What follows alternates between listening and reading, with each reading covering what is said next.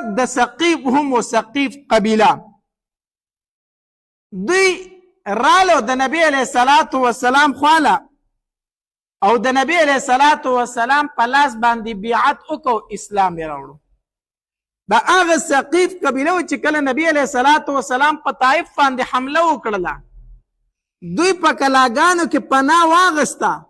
او د هغې طرف نه مسلمانانو ته ډېر سخت تکلیف ورکړو سخت تکلیف په غشو باندې مسلمانان ویشتل ډېر صحابه کرام پکې شهیدان هم کړلو بیا نبی علیه الصلاة والسلام صحابه کرامو ته وفرمایل وی زه چې ځو دا کلا نه فتح کیږي نو نبی علیه الصلاة والسلام او صحابه کرام واپس را روان شو نو په لاره کې نبی علیه الصلاة والسلام ته یو تن وویل وی د الله پاکه پیغمبره د ثقیف والو ته خیرې وکړه دوی خو موږ ډېر سخت په تکلیف کړو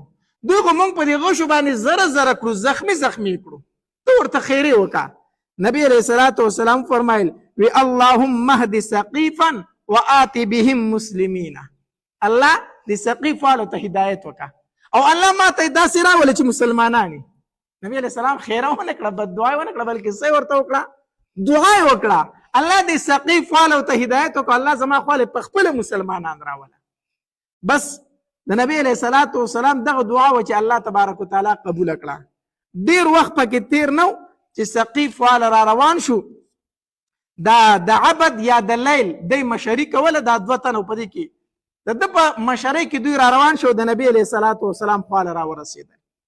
دوی را روانو په لاره باندې چې کله مغیره ابن شعبه رضی الله تعالی دوی ولیدل نو ډېر سخت خوشحاله شو وی زه ځمه نبی علیه الصلاة والسلام باندې زیری کوم چې د الله پاکه پیغمبره تا چې د چا دپاره دعا وغوښتې هغه په رښتیا را روان دی مسلمان شو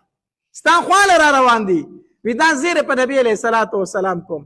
ابو بکر رضی الله تعالی مغیره رضی الله تعالی ولید وی لکه مغیره ولې داسې په منډه باندې روان یو خوشحاله